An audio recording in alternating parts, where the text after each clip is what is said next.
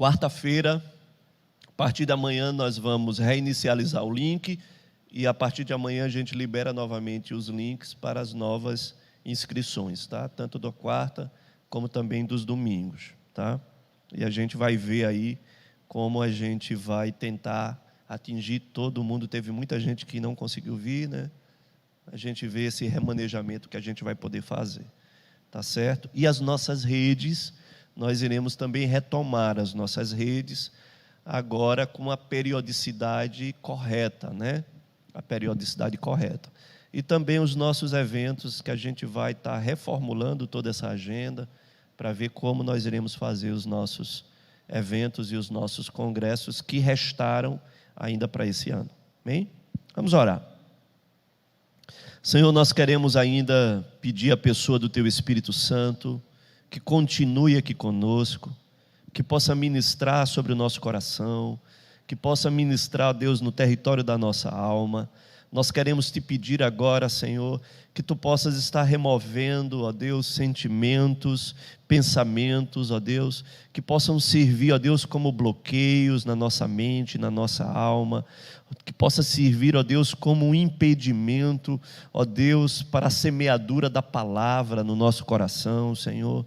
Que Tu venhas, ó Deus, nesse momento, ó Deus, desobstruir, ó Deus, desimpedir, Pai, remover obstáculos, Senhor, e liberar, ó Deus, para que a Tua palavra encontre um bom solo, um solo fértil, um solo preparado, Pai, para acolher essa semente, para florescer essa semente e para multiplicá-la, Senhor Deus, sobre a nossa vida, sobre a nossa alma, sobre o nosso caráter, Pai, sobre as áreas da nossa vida que nós precisamos, ó Deus, que elas sejam, ó Deus, realinhadas à Tua vontade, corrigidas, em o nome de Jesus, Espírito Santo. Tenha plena liberdade neste lugar, sobre as nossas vidas, e tenha plena liberdade também, ó Deus, de se mover como Tu bem queres, sobre a minha vida também, Senhor.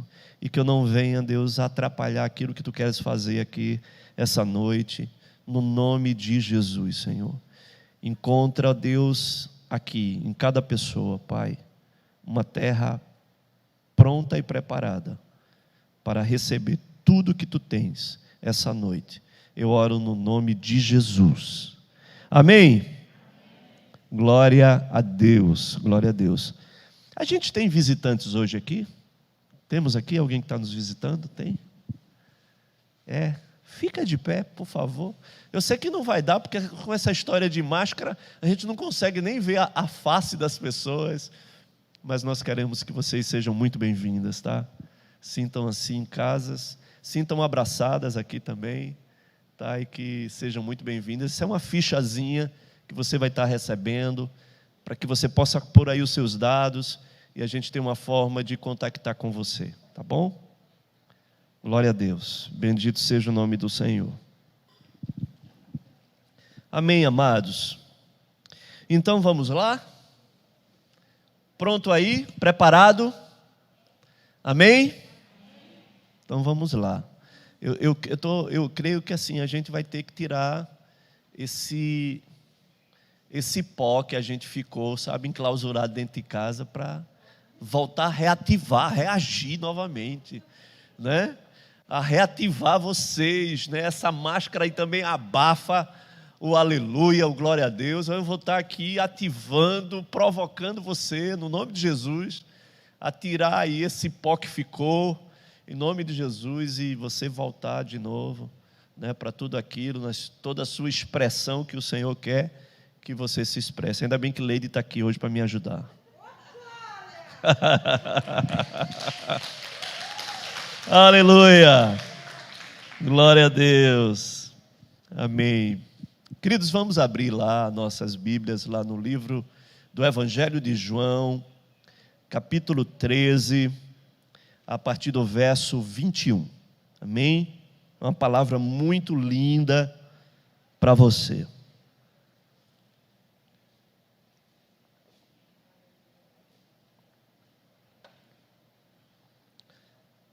Evangelho de João, capítulo 13, a partir do verso 21.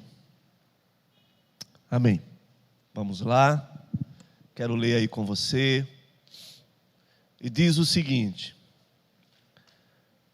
ditas estas coisas, angustiou-se Jesus em espírito e afirmou: em verdade vos digo, que um dentre vós me trairá. Então os discípulos olharam uns para os outros, sem saber quem ele se referia. Ora, ali estava conchegado, diga conchegado.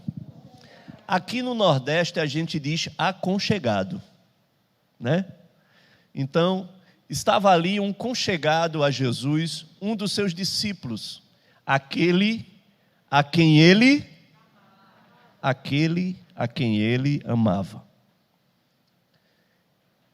A esse fez Simão Pedro sinal, dizendo-lhe: pergunta aí a ele a quem ele se refere.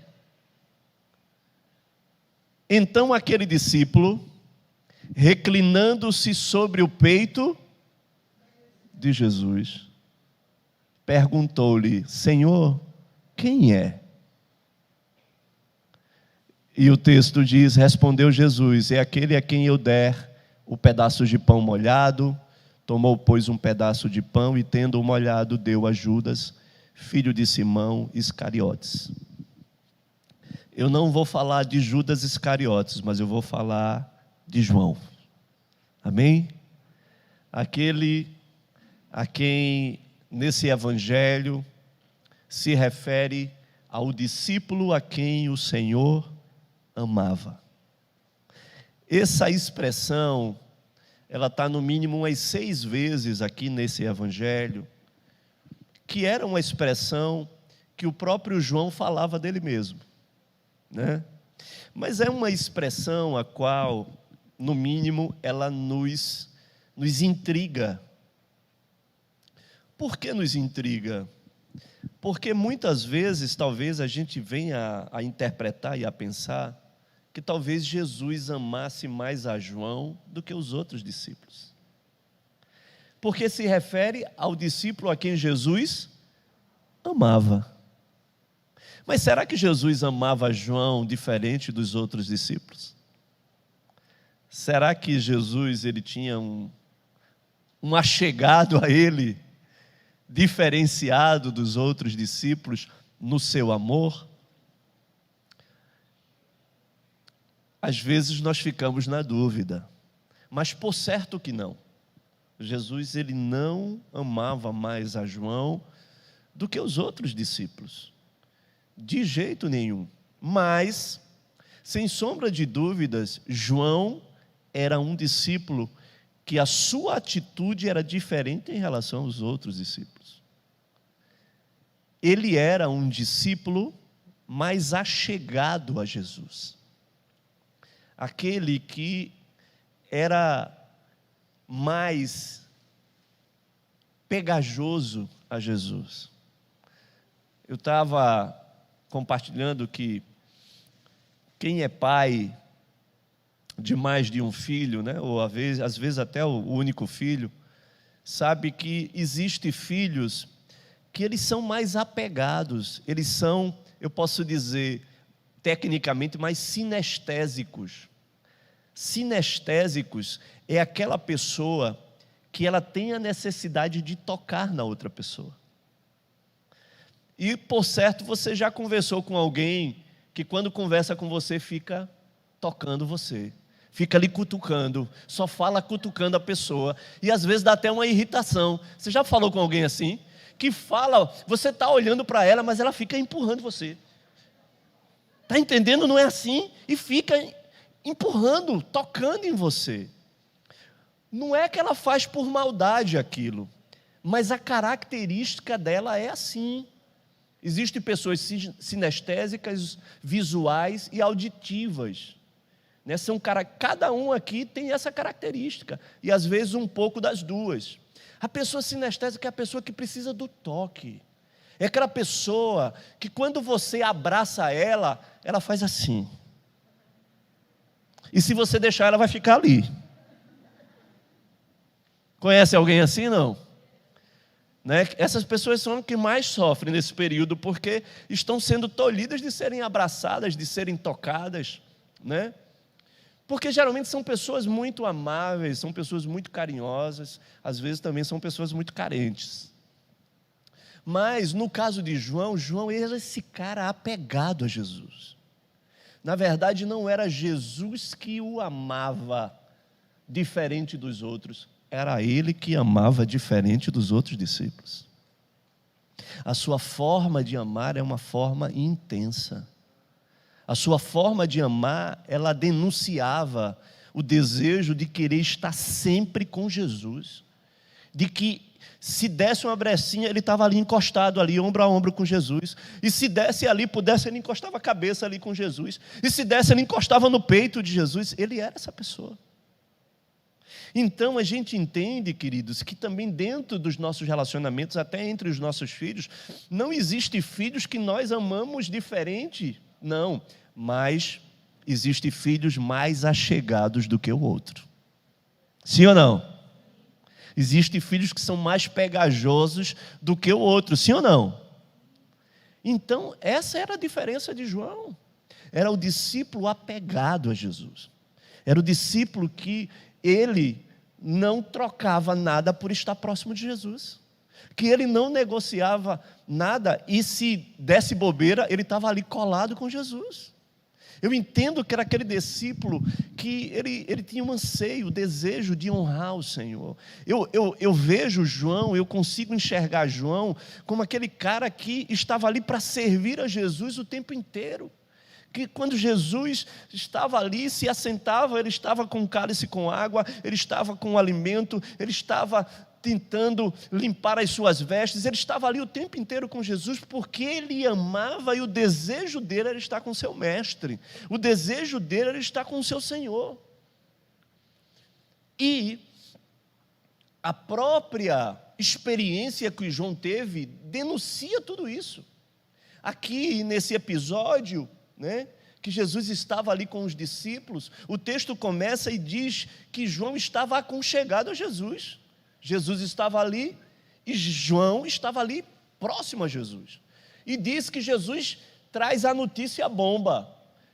E na notícia bomba que ele declara, olha, há um traidor no nosso meio. E quando ele trouxe essa notícia, os discípulos ficaram um olhando para o outro. E aí, Pedro, muito diferente de João, né? Porque Pedro, um pouco ressabiado com todas as enquadradas que Jesus deu para Pedro, e que não foram poucas, mas aquela pessoa semelhante a João é semelhante àquele filho nosso, que a gente disciplina, que a gente corrige, que a gente bate, mas 5 minutos depois ele está colado com a gente. É ou não é assim? É assim. João não queria saber disso, João queria estar perto, João queria estar ali. E quando Pedro pergunta, né, porque ele estava ali colado com Jesus, Pedro chega e diz, pergunta aí a ele. Você já se deparou naquela situação que você quer obter uma informação de alguma coisa e que tem uma pessoa que é ligado àquela pessoa?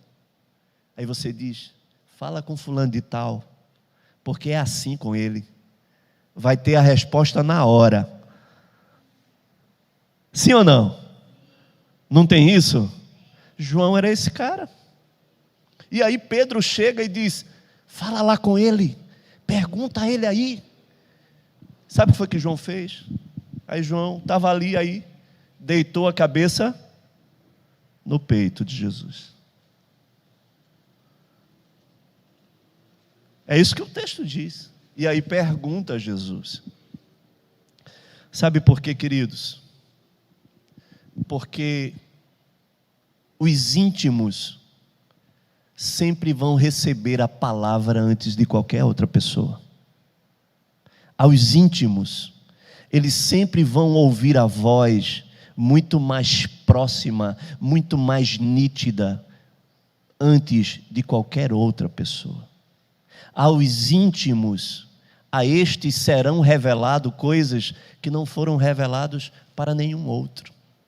Aos íntimos vai ser dado o reverberar da voz que você escuta quando o peito está batendo, quando o coração está batendo, porque Ele está próximo ao peito e ao coração do Mestre sempre. E foi isso o que João chegou e perguntou para o Mestre, sem nenhum tipo de reserva, porque para os íntimos não há reservas. Para os íntimos não há barreiras. Para os íntimos não existem segredos. Muito pelo contrário, os segredos, eles só são revelados para os íntimos. Então aquilo que talvez seria algo difícil de perguntar para qualquer pessoa, Pedro, ele entendeu isso e ele percebeu isso e ele disse, pergunta aí a ele. E ele perguntou. E Jesus respondeu. Porque aos íntimos, ele sempre está pronto para responder. E João foi esse. Mas isso não se deve apenas nesse episódio, em João 19, verso 26 e 27. Veja o que acontece. João 19, 26 e 27.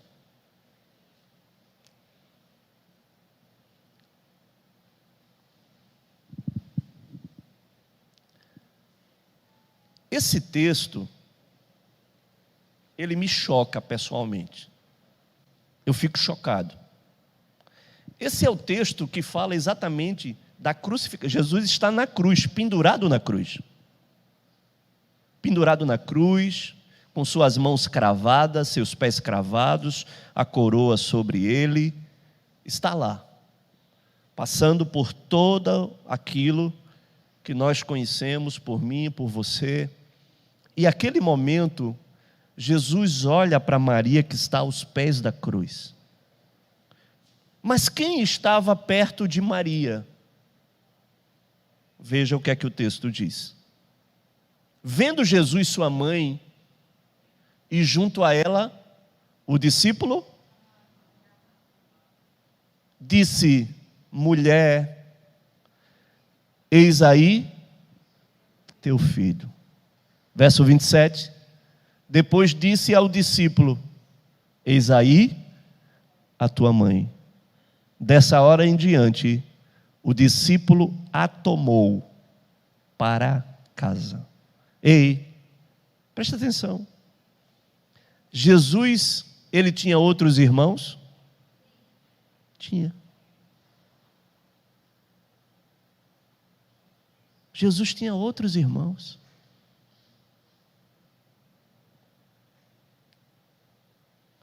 Quando nós somos íntimos de uma pessoa, quando nós temos uma aliança com uma pessoa, nós não temos uma aliança apenas com aquela pessoa, nós temos uma aliança com a família daquela pessoa. A minha aliança, ela tem que envolver a tua casa e a tua família.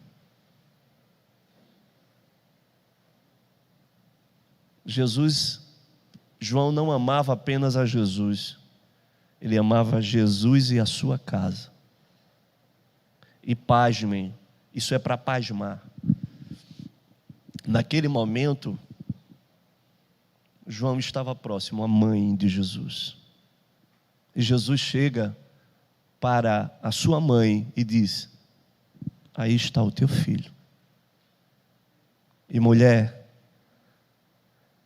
e João, aí está a tua mãe. Sabe o que é que Jesus estava querendo dizer?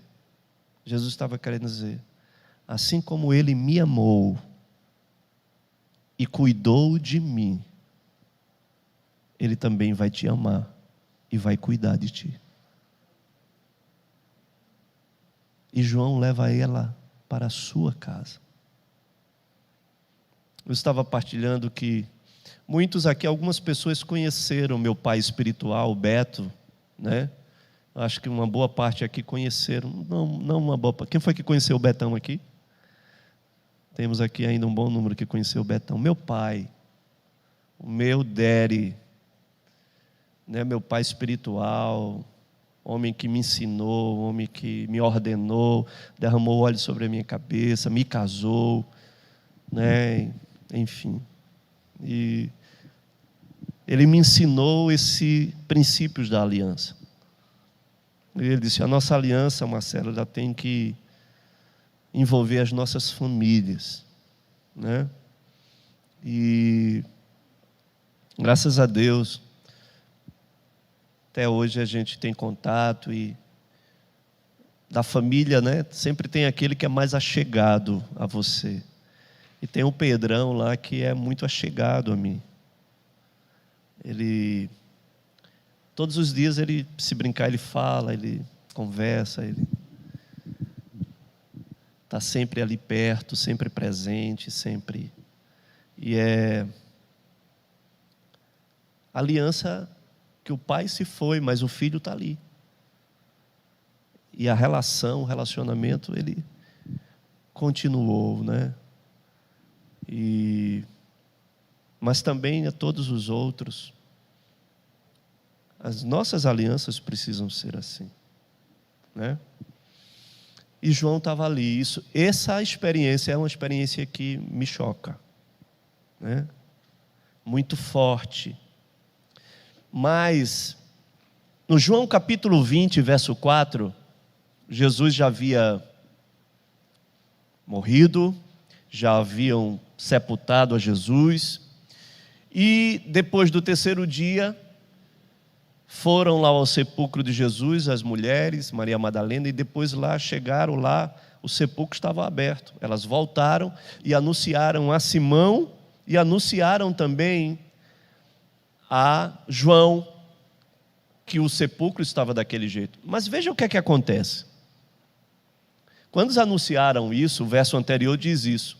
Diz que eles saíram correndo, Pedro e João. Mas olha só isso. Saiu, pois, Pedro e o outro discípulo e foram ao sepulcro. Ambos corriam juntos, mas o outro discípulo correu mais do que Pedro e chegou primeiro ao sepulcro. Amém?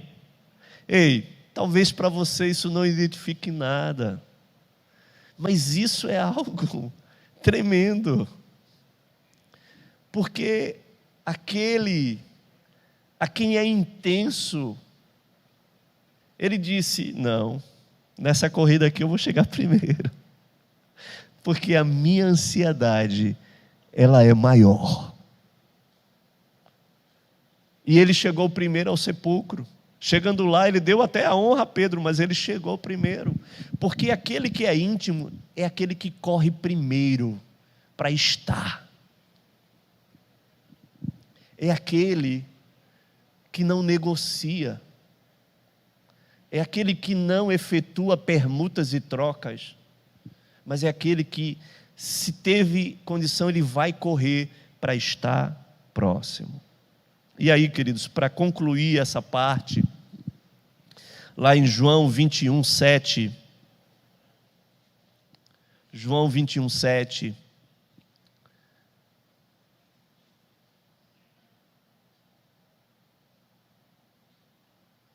Jesus havia aparecido para os 7 discípulos, eles estavam pescando, e Jesus estava na beira do mar, e eles estavam ainda no barco. E Jesus estava falando com eles. E veja o que é que acontece. Aquele discípulo a quem Jesus amava, disse a Pedro: é o Senhor. Nenhum dos 7 haviam reconhecido que era Jesus. Nenhum dos 7 haviam percebido que era o mestre que estava falando com ele. E quem foi a primeira pessoa que reconhece que era o Senhor? Sabe por quê, queridos? Por aquele que é íntimo, aquele que é próximo, é aquele que reconhece a voz do seu Senhor e que nunca vai ser confundido, que nunca vai deixar isso desapercebido. Ele reconhece a sua voz, ele reconhece aquele que é o seu Senhor de longe. Sabe por quê? Porque é aquele que, por estar sempre perto, ele sabe o timbre, ele sabe da voz, ele sabe, ele consegue discernir, ele consegue perceber. E olha o que é que acontece nesse texto. Ele disse, Pedro é o Senhor. E veja o que é que acontece. Simão Pedro, ouvindo que era o Senhor, cingiu-se com a sua veste, porque ele estava sem roupas. Olha o que é que acontece nesse texto. Pedro, ele ouviu, mas ouviu o que João disse. Ele, com os olhos dele, ainda não estava reconhecendo que era o Senhor. Mas quem falou que era o Senhor, quem foi? Era João. E ele sabe que João não iria errar que era o Senhor. Ele acreditou naquilo que João falou. Se é João que está falando, e se ele está dizendo que ele é o Senhor, ele conhece de fato. Então é ele mesmo. Deixa eu me vestir aqui. Aqueles que são íntimos, ó, queridos, eles conhecem a voz.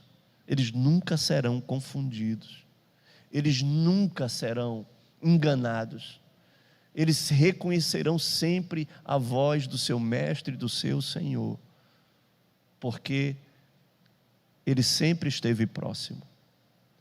E para concluir essa narrativa do Evangelho de João e da experiência de João em relação aos outros discípulos, nesse mesmo capítulo, no verso 20, logo após o Senhor ter feito uma narrativa de cura sobre a vida de Pedro, naquele episódio onde o Senhor Jesus chega para Pedro e pergunta: Pedro, tu me amas? E o Senhor pergunta para Pedro quantas vezes? 3 vezes, né?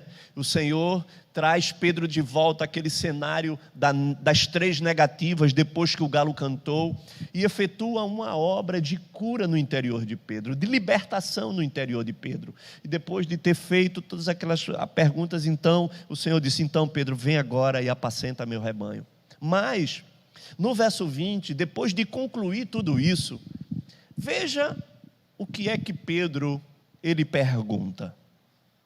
Ele diz: então Pedro, voltando-se, viu que também o ia seguindo o discípulo a quem Jesus amava, o qual na ceia se reclinara sobre o peito de Jesus e perguntara: Senhor, quem é o traidor? No verso seguinte, 21, vendo, pois, Pedro, perguntou a Jesus: Jesus, e João? Aí Jesus responde para ele no verso 22, respondeu-lhe Jesus: se eu quero que ele permaneça até que eu venha, que te importa? Quanto a ti, Pedro, segue-me. João tinha uma relação tão diferenciada com Jesus, não era Jesus que tinha com João, era João que tinha com Jesus. Amém? Que Pedro se intrigava com aquilo, e depois de Jesus ter feito aquela fundamentação, aquele alicerce, aquele processo de cura e libertação de Pedro, ele viu João, e Pedro tinha curiosidade: tá, mas e João, o que é que vai acontecer com ele? E o Senhor Jesus foi mais duro com Pedro e disse: Pedro, o que é que te importa? Importa que você precisa me seguir, deixa João. Tamanha era essa relação de diferença. Mas, queridos, deixa eu te falar, o que é que isso tudo redundou? Isso redundou em algo que, dentro da experiência de João, ele obteve da parte do Senhor, baseado nesse histórico, a revelação de que nenhum outro discípulo teve, que foi exatamente o livro da revelação. Apocalipse capítulo 1, a partir do verso 9, fala da experiência que João teve na ilha de Patmos.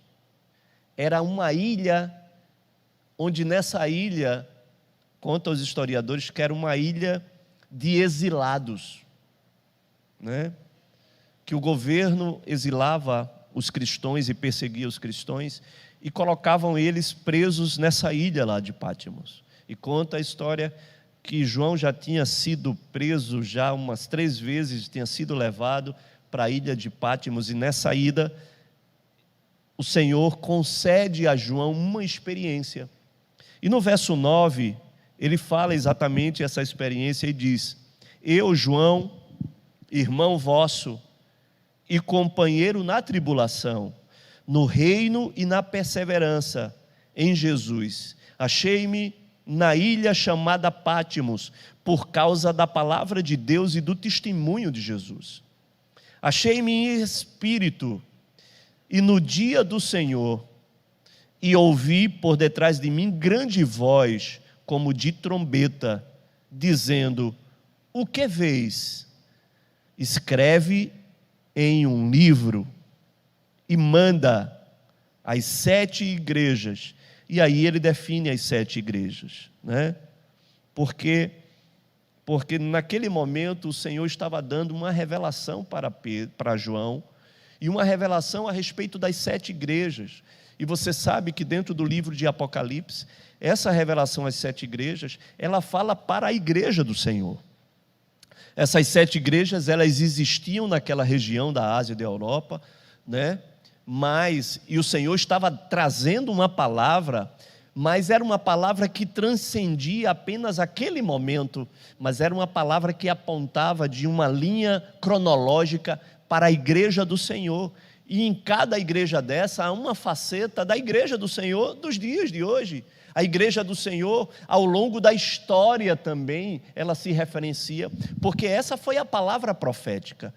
E o Senhor revelou muitas coisas a respeito da igreja do Senhor, nessas 7 cartas da igreja, que todos deveriam ler, né? Essas revelações, as revelações que João recebeu sobre essas cartas, que revela talvez as poucas virtudes, mas que revelam, na sua grande maioria, as suas muitas debilidades, as suas muitos pecados, e áreas que na verdade fizeram com que o Senhor exortasse, admoestasse a sua igreja, né? E aí você vai olhar nessas 7 cartas o Senhor falando, na carta à igreja em Éfeso, o Senhor fala da perseverança e do labor da igreja de Éfeso, mas fala também do seu abandono ao primeiro amor. Eis, porém, contra ti que abandonastes o primeiro amor, enfim, e fala, né, que aquele que vencer, o Senhor sempre vai estar falando sobre essas cartas, que vos dará de comer do fruto da árvore da vida. A igreja de Esmirna fala da tribulação, da pobreza, mas fala que ela iria ser fiel até a morte. A igreja de Pérgamo, né, fala que ela conservou o nome do Senhor, né, não negou a fé, mas ela estava envolvida na doutrina de Balaão, na doutrina dos nicolaítas, na prostituição. A igreja de Tiatira, né, era uma igreja que se deixou se prostituir pelo espírito de Jezabel.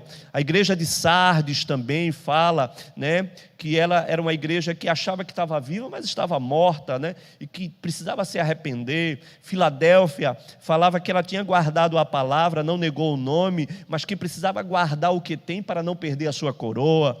E finalmente Laodiceia, onde o Senhor disse que tu não és frio nem quente, mas é morno, eu vou vomitar-te da minha boca. Enfim, então esse era o cenário em relação à questão da igreja.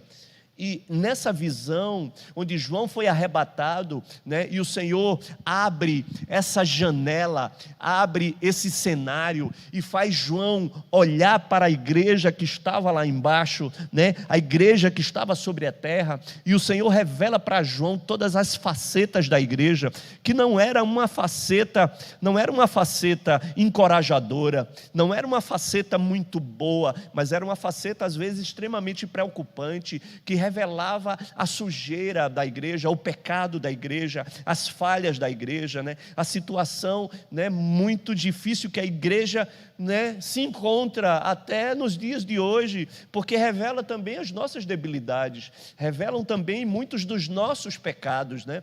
Revelam talvez muito da nossa indiferença às coisas do Senhor, né? Todas essas cartas falam sobre isso, né?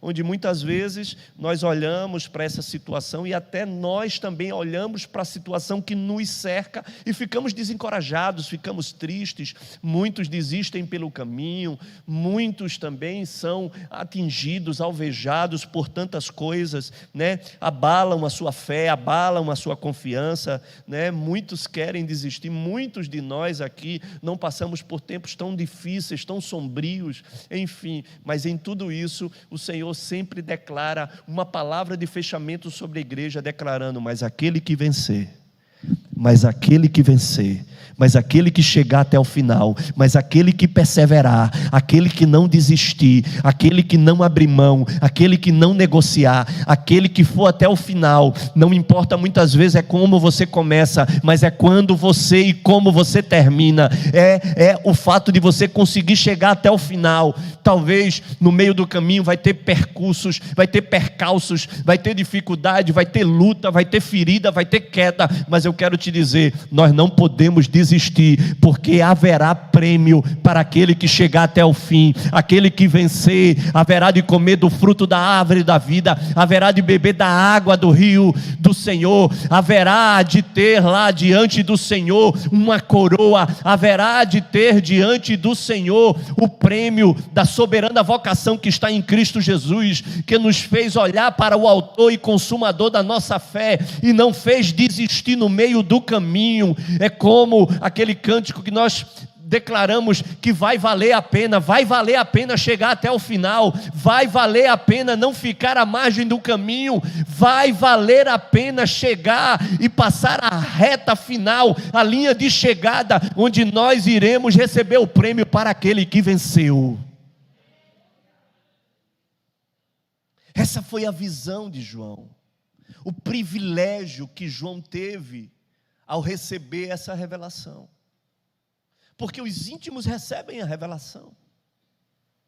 Mas, queridos, o que me impressiona no meio de tudo isso, e no meio dessa grande experiência de João, onde João recebe mais, no capítulo 4, verso 1, capítulo 4, verso 1, diz o seguinte: depois destas coisas, olhei, e eis não somente uma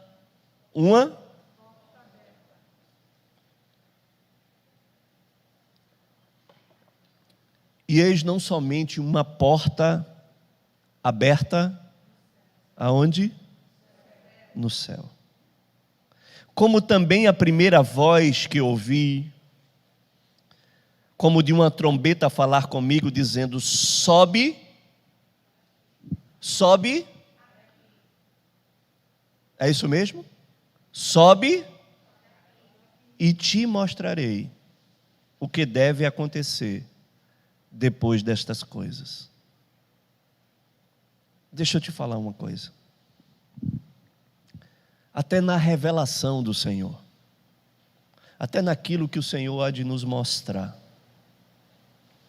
quando João teve a revelação da igreja, ele olhou para baixo, para onde a igreja se encontrava. O cenário não era muito bom, o cenário não era muito animador e encorajador. Mas depois disso o Senhor chama João e diz: vem para cá, e mostra para ele que existia uma porta aberta no céu. Deixa eu te dizer uma coisa: para os íntimos sempre há uma porta aberta no céu. Ele pode até olhar a janela de tudo aquilo que está acontecendo aqui na terra, mas sempre haverá uma porta aberta no céu para aqueles que são íntimos e andaram na intimidade do Senhor. E a estes, a quem tem uma porta aberta no céu, o Senhor chega e diz: sobe e vem para aqui. Sobe, vem para cá. Eu tenho algo para te mostrar. Eu tenho algo para te revelar, que você precisa ver.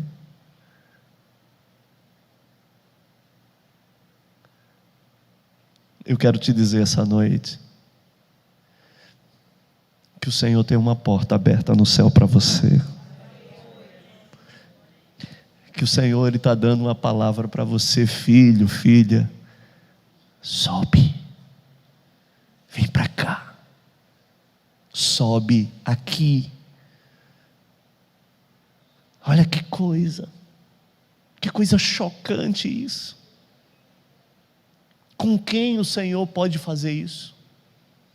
Para quem o Senhor quer fazer isso? Para todos aqueles que se aproximam dEle, para todos aqueles que sempre estão dispostos a correr para Ele, para todos aqueles que sempre estão próximos, reclinados sobre o seu peito, para todos aqueles que estão dispostos a desenvolver uma aliança que não atinge só ele, mas que atinge a casa, a família, para aquele que sempre faz a escolha por ele, para aquele que sempre prioriza com ele, para aquele que não negocia, para aquele que não abre mão, para aquele que depende dele em tudo, para aquele que quer honrar a Ele em tudo, para aquele que em todo tempo conhece a sua voz e que não é enganado nem confundido. A este o Senhor sempre terá uma porta aberta no céu, e o Senhor sempre estará convidando: filho, sobe para aqui, porque eu tenho ainda algo a te mostrar.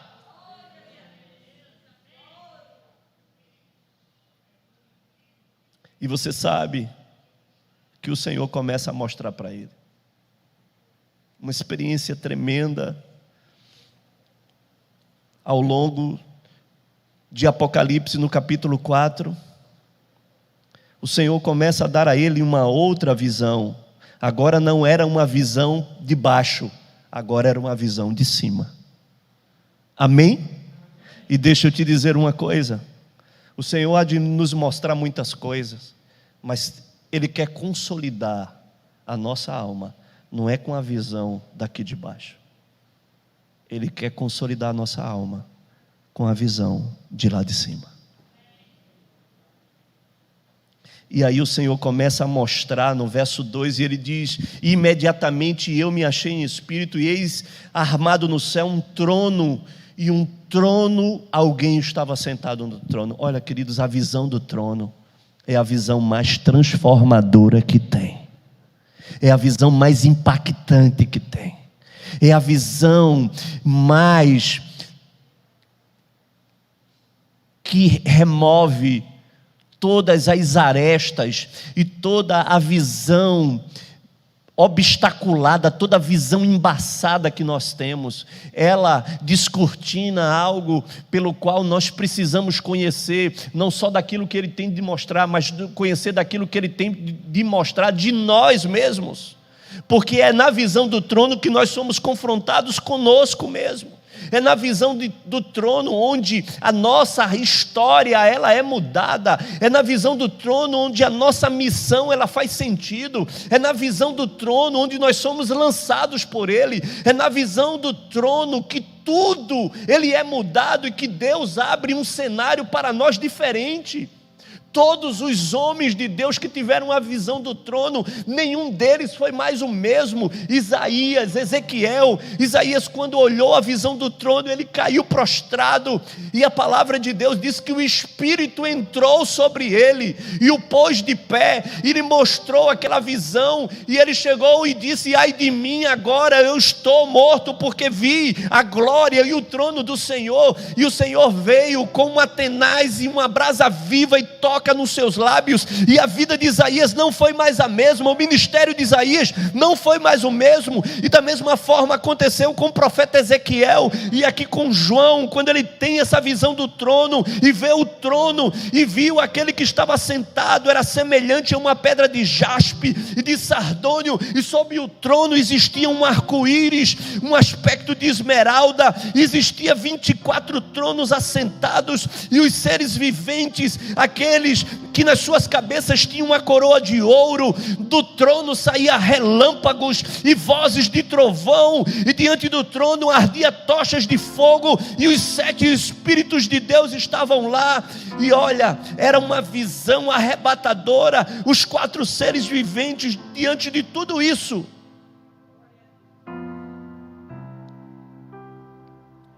No capítulo 5,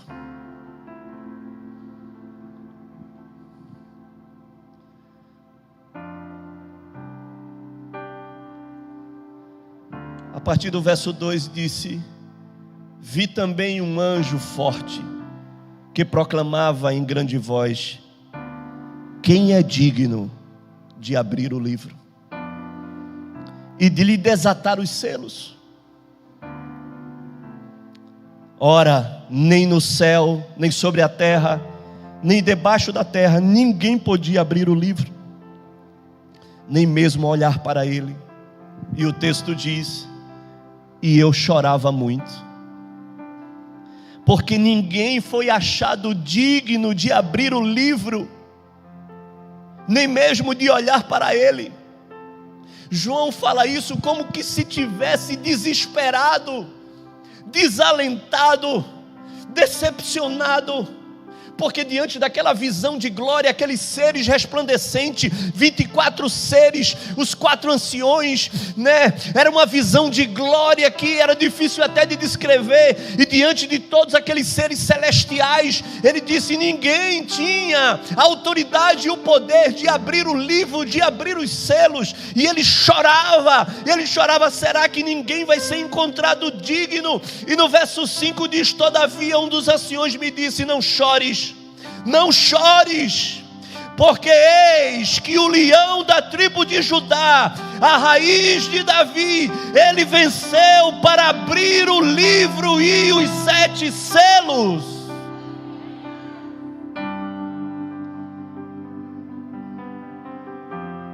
E ele viu lá que no meio dos 4 seres estava de pé um cordeiro, como tendo sido morto. Mas a visão não era mais do cordeiro, porque o cordeiro se revelou para um tempo, para ser sacrifício e oferta. Porque a visão do trono não é a visão do cordeiro, a visão do trono é a visão do leão da tribo de Judá. Porque trono fala de governo e fala de autoridade.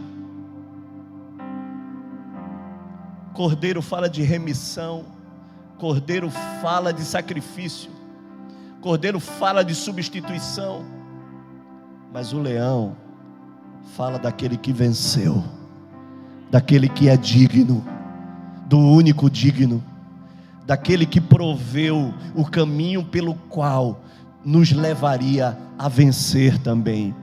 E é essa a visão do trono que fez toda a diferença na vida de João.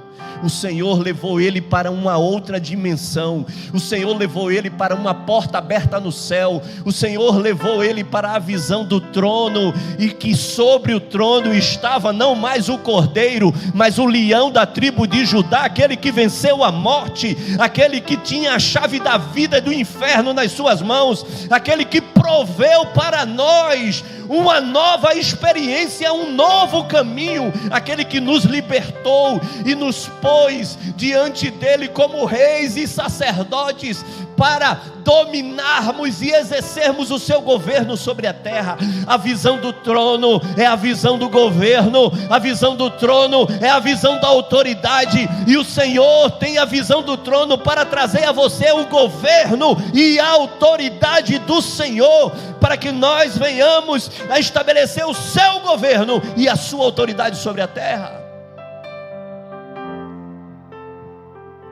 Até na visão que Deus dá, o Senhor está pronto para mostrar algo para nós, e nós precisamos decidir o que nós queremos fixar os nossos olhos.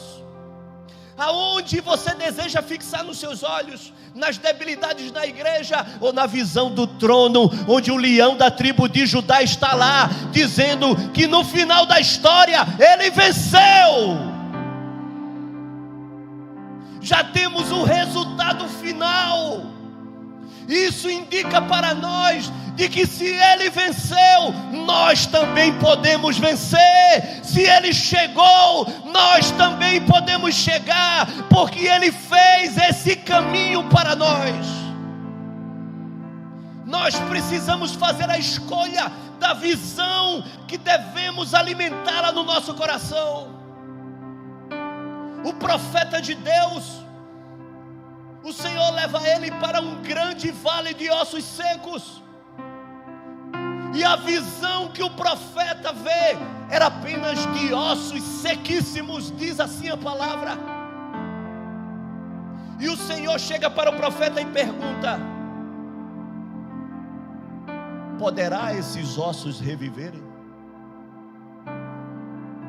Era uma visão que Deus estava dando para o profeta, e o Senhor estava dizendo: olha, eu estou dando agora uma janela de um grande vale de ossos secos, mas eu estou perguntando para você: poderá esses ossos secos reviverem? E o profeta, ainda tão inseguro, chega e responde: Senhor, tu sabes. E ele poderia dizer: Senhor, é claro, porque tu podes todas as coisas. E o Senhor libera uma palavra, e de repente osso se junta a osso, e de repente esqueletos são formados, e de repente vem tendões, e de repente vem músculos, e de repente vem pele, e no final de tudo o Senhor abre a boca e sopra o Espírito Santo dele, o novo fôlego de vida, e aquele exército é ressuscitado, e um exército volta a viver. E o Senhor estava dizendo para o profeta: o que você decide ver? Você decide ficar com a visão de ossos secos, ou com uma visão de um exército ressurreto? Precisamos definir com que visão nós iremos nos apegar. Há uma visão que o Senhor tem preparada, uma porta que está aberta no céu, e é nessa porta que Ele tem para nos revelar a visão que Ele quer que você se apegue a ela. Há diante de nós a escolha de ficar preso à visão de um vale de ossos secos, ou na visão de um exército ressurreto. Escolha a visão que você quer ficar. Escolha a dimensão que você quer ficar. O Senhor está pondo você diante de uma outra dimensão, assim como Ele colocou João diante de uma outra dimensão, porque Ele disse para lá: há uma porta aberta. E essa noite eu vim aqui para dizer para você: há uma porta aberta para você. Há uma porta aberta de Deus para você.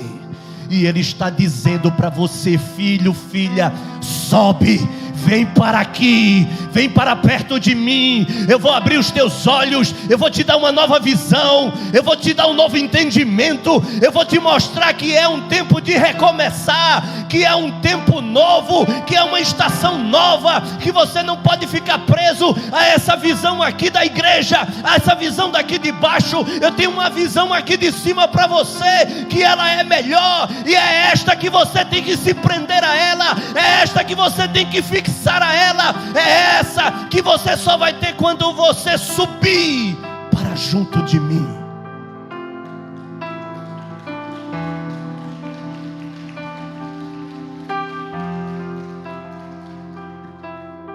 Esse é o tempo onde o Senhor nos parou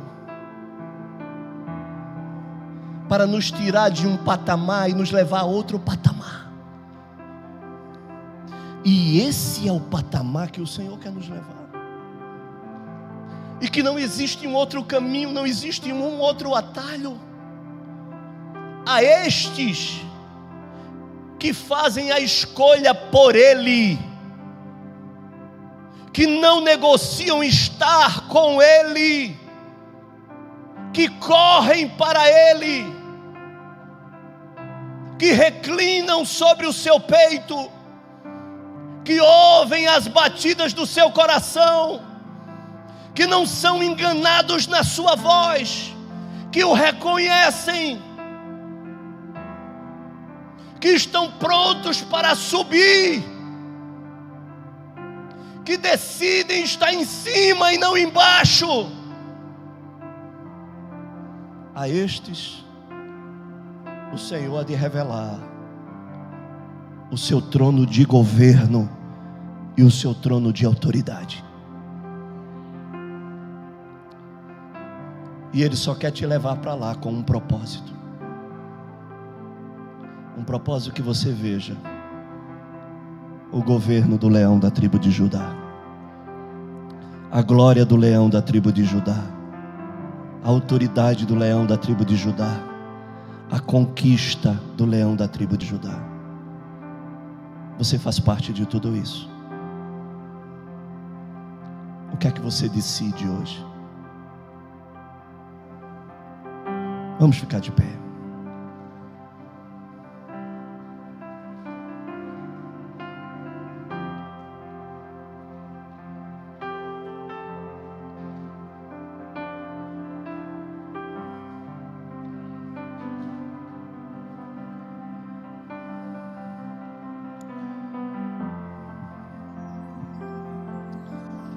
Para que o Senhor nos parou?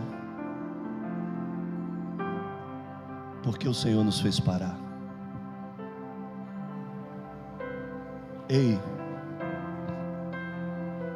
você sabe o que é que me impressiona nisso tudo? Talvez João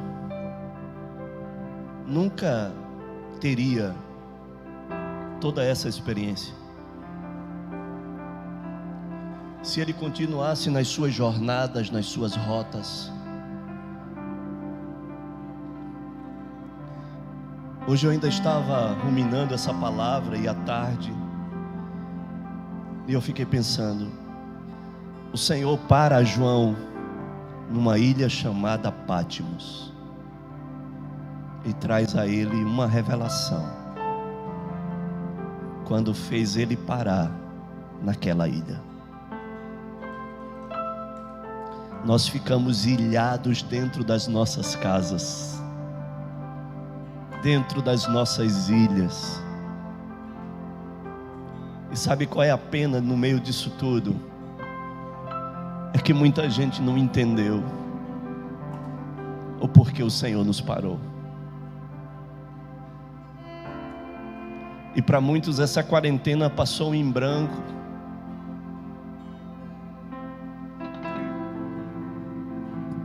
Essa noventena, né, que não foi nem quarentena mais. O Senhor ainda deu e esticou o tempo. Talvez para muitos o Senhor vai ter que levantar uma nova quarentena e fazer parar de alguma maneira, para entender tem uma porta aberta. E Ele está convidando. Sobe, vem para aqui.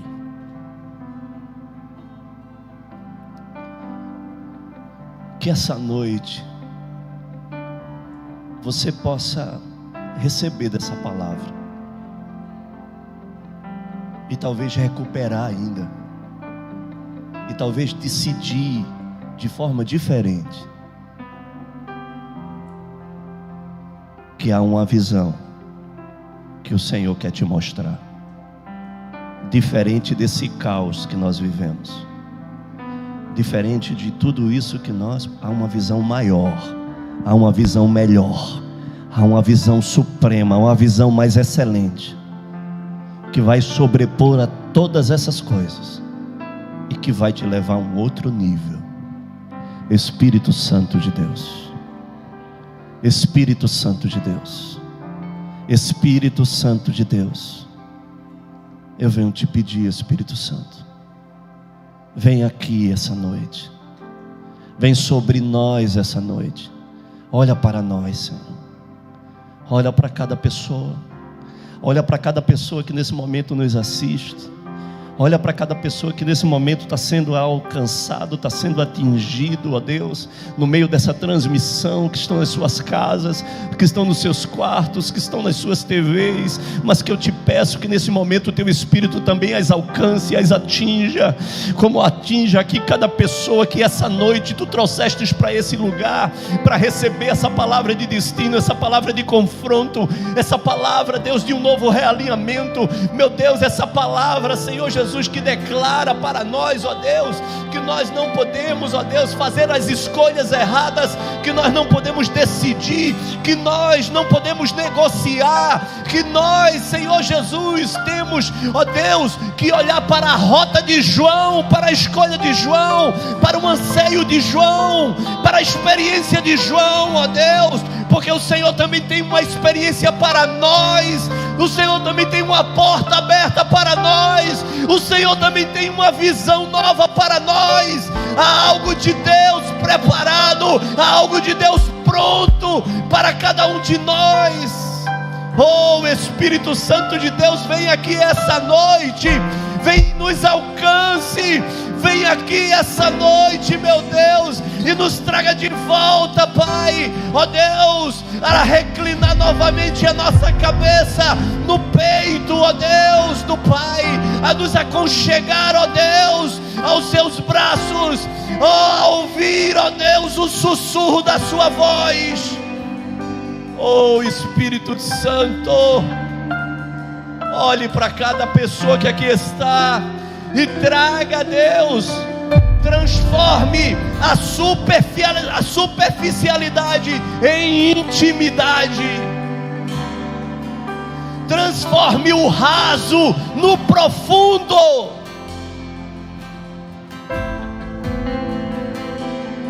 Faça, Senhor Jesus, que os átrios não possam nos satisfazer.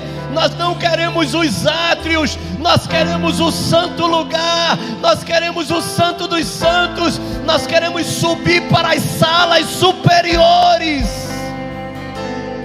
Oh, Espírito de Deus, vem hoje aqui e nos alcance, nos atinja, nos mova a essa realidade, Senhor. Eu te peço, Espírito Santo, nos mova a essa realidade,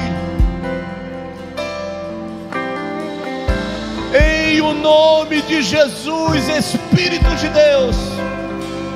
Uou!